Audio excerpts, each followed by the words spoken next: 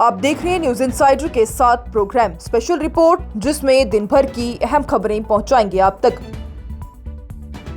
Statehood के साथ article 370 और 35A की बहाली भी है जरूरी। मीरवाइज कश्मीर मौलवी उमर फारूक का नेशनल कॉन्फ्रेंस को जंतर मंतर एहतजाज में 370 और 35A का मुद्दा उठाने की अपील। शबीर अहमद शाह, सैयद अली शाह गिलानी समेत 6 हुर्रियत रहनुमाओं पर NIA ने दाखिल की चार्जशीट। साल 1996 के श्रीनगर तशद्दुद मामले में 6 हुर्रियत रहनुमाओं का नाम शामिल। जंतर मंतर स्टेटहुड एहतजाज से बीजेपी का साफ इनकार। LOP सुनील शर्मा ने नेशनल कॉन्फ्रेंस पर बोला तेज हमला। प्रोटेस्ट को आई वॉश और आउटसोर्सिंग को अपॉइंटमेंट स्कैम दिया करार। साथ ही असल मसाइल से तवज्जो हटाने का लगाया इल्जाम। नायब वज़ीर आला सुरेंद्र चौधरी ने हीरानगर में हुए हंगामे के लिए बीजेपी को ठहराया जिम्मेदार। FIR का मुतालबा करते हुए स्टेटहुड के लिए मुहिम तेज करने पर दिया जोर।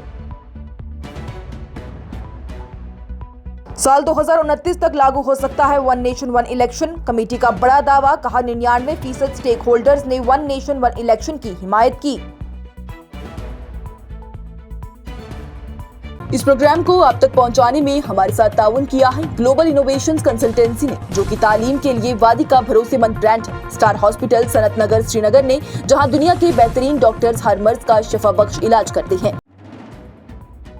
मीरवाइज कश्मीर मौलवी उमर फारूक की जानिब से नेशनल कॉन्फ्रेंस के 20 जुलाई को दिल्ली के जंतर मंतर पर होने वाले स्टेटहुड एहतजाज पर अपना रिएक्शन देते हुए कहा गया कि ये तहरीक सिर्फ रियासती हैसियत की बहाली तक महदूद नहीं रहनी चाहिए, बल्कि आर्टिकल 370 और 35A की बहाली का मुतालबा भी इसमें शामिल होना चाहिए। उन्होंने कहा कि साल 2019 के बाद से जम्मू कश्मीर से उसकी आईनी हिफाजत और खास हकूक छीन लिए गए, इसलिए अवाम के तमाम हकूक की बहाली के लिए ईमानदारी से कोशिश करना वक्त की जरूरत है। मीरवाइज की जानिब से कहा गया है कि नेशनल कॉन्फ्रेंस को इंतखाबात के दौरान किए गए अपने वादे याद रखने चाहिए और सिर्फ रियासती हैसियत की बहाली नहीं, बल्कि 370 और 35A की बहाली के लिए भी आवाज बुलंद करनी चाहिए। उन्होंने ये भी कह दिया है कि सियासी कैदियों की रिहाई, जेलों में बंद नौजवानों के मसाइल और जम्मू कश्मीर में मुस्तकिल अमन और इज्जत के साथ जिंदगी का मुतालबा भी इस तहरीक का हिस्सा होना चाहिए। साथ ही मीरवाइज जानिब से 13 जुलाई के शहदाए दिवस का जिक्र करते हुए कहा गया कि शहीदों की कुर्बानियों को कभी भुलाया नहीं जा सकता और जम्मू कश्मीर के लोग हमेशा उन्हें इज्जत के साथ याद रखेंगे।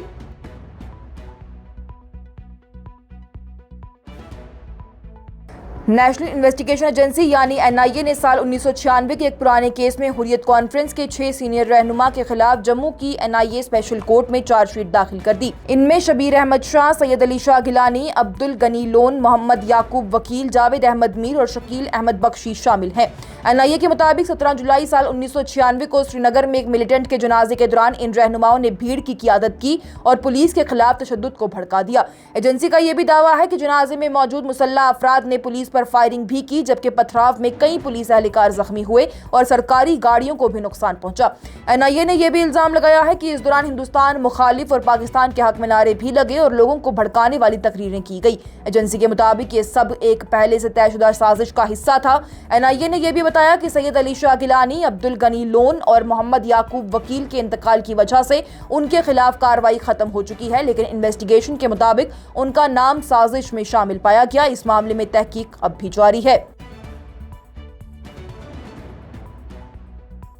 भारतीय जनता पार्टी के सीनियर रहनुमा और leader of opposition Sunil Sharma की जानिब से आज कहा गया कि उनकी पार्टी नेशनल कॉन्फ्रेंस की तरफ से दिल्ली के जंतर मंतर पर होने वाले स्टेटहुड एहतजाज में शामिल नहीं होगी। उन्होंने इस एहतजाज को सिर्फ आई वॉश करार देते हुए कहा कि हुकूमत असल मसाइल से अवाम की तवज्जो हटाने की कोशिश कर रही है। सुनील शर्मा की जानिब से वज़ीर आला उमर अब्दुल्ला के रियासती हैसियत की बहाली के लिए वादे की गई सिग्नेचर कैंपेन पर भी सवाल खड़े किए और पूछा कि आखिर उसका क्या हुआ। उन्होंने हुकूमत की आउटसोर्सिंग पॉलिसी को अपॉइंटमेंट स्कैम बताते हुए इल्जाम लगाया है कि इससे मुस्तहक नौजवानों के हकूक मारे जा रहे हैं। शर्मा ने इस पॉलिसी को फौरन वापस लेने का मुतालबा किया और यह भी कहा कि अगर ऐसा ना हुआ तो बीजेपी अपनी तहरीक को और तेज कर देगी। उन्होंने हुकूमत पर इंतखाबी वादे पूरे न करने का भी इल्जाम लगाया है, जिसमें कि 200 यूनिट मुफ्त बिजली, 10 किलो मुफ्त राशन, 1 लाख नौकरियां और मुफ्त LPG सिलेंडर देने के वादे शामिल हैं। सुनील शर्मा ने आज कहा कि बीजेपी स्टेटहुड की हिमायत करती है, लेकिन उनके मुताबिक ये पार्लियामेंट के जरिए मिलेगी, जंतर मंतर के एहतजाज से नहीं। जम्मू कश्मीर के नायब वज़ीर आला सुरेंद्र चौधरी की जानिब से हीरानगर में नेशनल कॉन्फ्रेंस के प्रोग्राम के दौरान हुए हंगामे का जिम्मेदार बीजेपी को ठहराया गया। उनका ये कहना है कि एक बीजेपी वर्कर ने प्रोग्राम को खराब करने की कोशिश की और अगर उसका बीजेपी से कोई ताल्लुक नहीं है तो पार्टी खुद से उसके खिलाफ फिर एफआईआर दर्ज करवाए। सुरेंद्र चौधरी की जानिब से इस वाक़े को गैर जमहूरी करार देते हुए पुलिस की सिक्योरिटी पर भी सवाल खड़े किए गए और एसएचओ और डीएसपी के खिलाफ कार्रवाई का मुतालबा किया गया। उन्होंने कहा कि वज़ीर आला उमर अब्दुल्ला की तलबा को दी गई यकीन दहानी के बाद भी नेशनल लॉ यूनिवर्सिटी का मसला लगभग हल हो चुका है और हीरानगर का एहतजाज उससे जुड़ा हुआ था ही नहीं। नायब वज़ीर आला की जानिब से जम्मू के साथ भेदभाव के इल्जामात को रद्द कर दिया गया और लोगों से 12 जुलाई को जम्मू के हरि सिंह पार्क में रियासती हैसियत की बहाली की रैली और 20 जुलाई को दिल्ली के जंतर मंतर पर एहतजाज में शामिल होने की अपील की गई। उन्होंने कहा है कि वज़ीर आज़म नरेंद्र मोदी और वज़ीर दाखिला अमित शाह ने असेंबली इंतखाबात के बाद जम्मू कश्मीर को स्टेटहुड वापस देने का वादा किया था, लेकिन अब तक वो वादा पूरा नहीं हुआ।